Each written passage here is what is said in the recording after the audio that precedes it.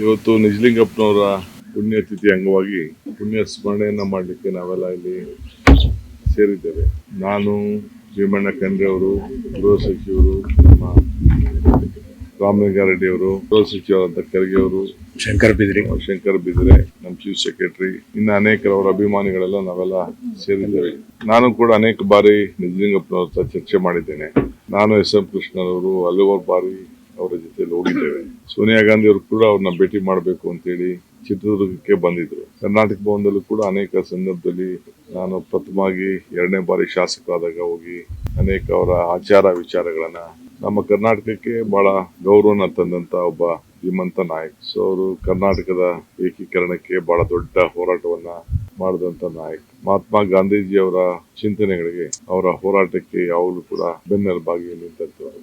ನಮ್ಮ ಕರ್ನಾಟಕದಿಂದ ಇವತ್ತು ಮಲ್ಲಿಕಾರ್ಜುನ್ ಖರ್ಗೆ ಅವರು ಕಾಂಗ್ರೆಸ್ ಪಕ್ಷದ ಅಧ್ಯಕ್ಷರಾಗಿದ್ದಾರೆ. ಆದ್ರೆ ಮೊದಲನೆಯ ACC ಅಧ್ಯಕ್ಷರಾಗಿ ಕೆಲಸವನ್ನ ಮಾಡಿ ಕೇಂದ್ರದಲ್ಲೂ ಕೂಡ ಅವರ ಧ್ವನಿ ಕನ್ನಡಕ್ಕೆ, ಕರ್ನಾಟಕ ಏಕೀಕರಣಕ್ಕೆ ಬಹಳ ದೊಡ್ಡದಾಗಿದೆ. ಅವರ ಸರಳತೆನೆ ಒಂದು ದೊಡ್ಡ ಆಸ್ತಿ. ಕೊನೆಗೆ ಅವರ ಆಸ್ತಿಯನ್ನು ಕೂಡ ಇವತ್ತು ನಾವು ಯಾರ ಪಾಲು ಆಗಬಾರ್ದು ಅನ್ನೋ ದೃಷ್ಟಿಯಿಂದ ಸರ್ಕಾರನೇ, ನಮ್ಮ ಸಿದ್ದರಾಮಯ್ಯನವರ ಸರ್ಕಾರದಲ್ಲಿ ನಾವು ಅದಕ್ಕೊಂದು ದೊಡ್ಡ ಜವಾಬ್ದಾರಿ ತೆಗೆದುಕೊಂಡು ನಾವು ಅದು ಸರ್ಕಾರದ ವಶಕ್ಕೆ ತೆಗೆದುಕೊಂಡಿದ್ದೇವೆ. ಇವತ್ತು ಇಂತಹ ನಾಯಕರ ಆಡಳಿತ, ಪರಿಶುದ್ಧವಾದಂತಹ ಆಡಳಿತ, ಜಾತ್ಯತೀತ ತತ್ವ, ಬಸವಣ್ಣವರ ಚಿಂತನೆ ಇವೆಲ್ಲ ಕೂಡ ಪ್ರತಿಬಿಂಬಿಸಿದಂತ ಒಬ್ಬ ಶ್ರೀಮಂತ ಮುಖ್ಯಮಂತ್ರಿ ನಾಯಕರನ್ನ, ಅವರ ಹಾದಿಯನ್ನ ನಾವೆಲ್ಲ ಬೆಳೆಸ್ಕೊಂಡು ಈ ಸಂದರ್ಭದಲ್ಲಿ ಹೋಗ್ಬೇಕಾಗಿದೆ. ಬೆಳಗಾಂ ಅಧಿವೇಶನ ಸಂದರ್ಭದಲ್ಲೂ ಕೂಡ ಅವರ ಪಾತ್ರ ಬಹಳ ದೊಡ್ಡದಾಗಿದೆ. ಗಾಂಧೀಜಿಯವರು ನಡೆದಂತ ಅಧಿವೇಶನದಲ್ಲಿ ಕಾರ್ಯಕರ್ತರಾಗಿ ಈ ದೇಶದ ದೊಡ್ಡ ನಾಯಕರಾಗಿ, ಪಕ್ಷದ ಅಧ್ಯಕ್ಷರಾಗಿ, ರಾಜ್ಯದ ಮುಖ್ಯಮಂತ್ರಿಯಾಗಿ ಅಪಾರ ಅನುಭವವನ್ನ ಉಂಟು ತಂದು, ವಿಶೇಷವಾಗಿ